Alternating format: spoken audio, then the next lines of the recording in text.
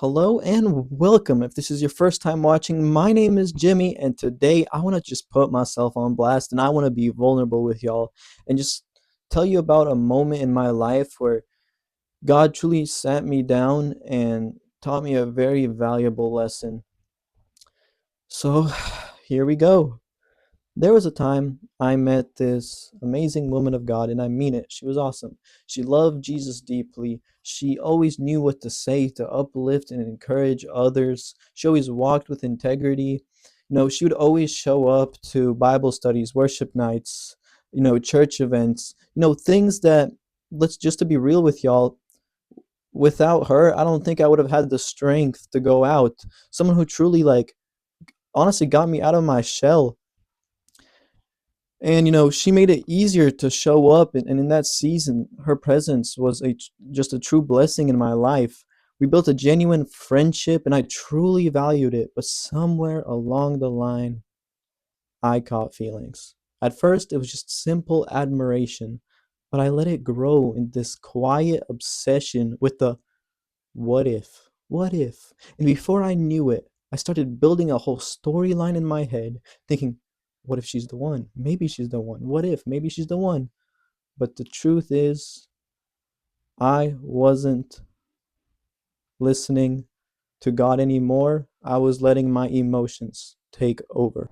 But yeah, I let my emotions lead, and slowly I drifted from the peace I had when God was my focus. I stopped seeking clarity and started chasing a fantasy. She started to notice, and I could tell she gently began to distance herself. And I wish I could have taken the hint right there and then. But every time I was ready to give up, ready to quit, something would happen to keep that delusion alive. Whether one day I'm just ready to give up, that whole sermon will be about not giving up. Whether one day I'm like, man, there's no signs, nothing is going wrong, and that whole service will be about, even when things don't look like they're going right, everything will work out. And then another time where I'm like, man, I'm just dreaming too big, and then that whole service will be about dream bigger. And just feeding my delusions. Like, they were good messages, but I was taking, good messages and using them as my confirmation. And I rode this emotional roller coaster, convincing myself to keep holding on, to keep trying, till one day I couldn't take it anymore. I got honest with God and I just prayed, I cried, I just realized, I was like, Lord, please just give me a clear answer. I can't do this tug of war thing anymore. I can't do this. Like, I can't. And no joke, just minutes later, I got a text from her, a very long, thoughtful message. She saw what was going on and with grace told me she wanted to just stay friends.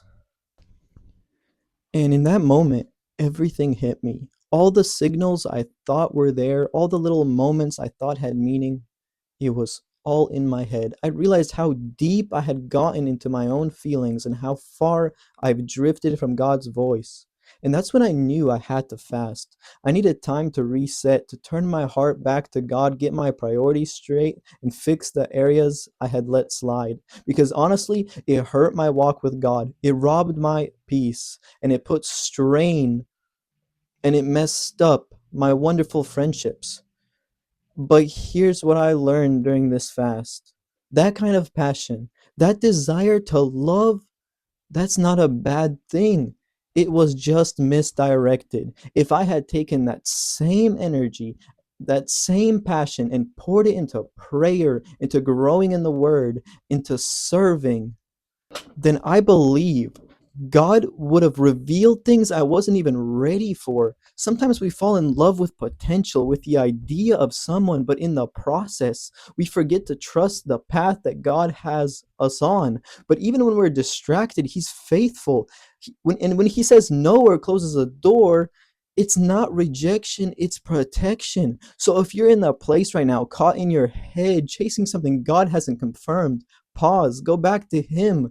Let him check your heart. Trust that what he has for you doesn't need to be forced or fantasized. God's timing is perfect, and his no is just as loving as his yes, because God's rejection, again, is always for your protection. So let's stop riding this emotional roller coaster. Let's stop riding this delusional train. Let's stop making these signals, because what's for us does not need to be forced. What's for us, we don't have to chase after. If it's for us, it will be put right in front of us. What's from God will bring us peace. We won't have to chase, we won't have to fantasize. So with my message today is, let us focus on God.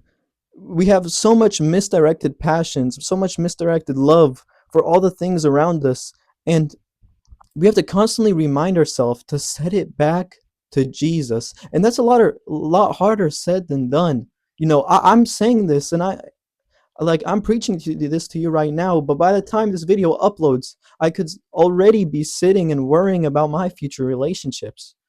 But we have to constantly remind ourselves. I have to constantly remind myself that focus on Jesus and everything else will fall into place. Thank you guys so much for watching this video. If you enjoyed it, make sure to like and subscribe. And I just want to be vulnerable right with you guys. I don't have it all together. I'm not always focusing on God. I think that's one of my biggest weaknesses, is I often lose focus with God.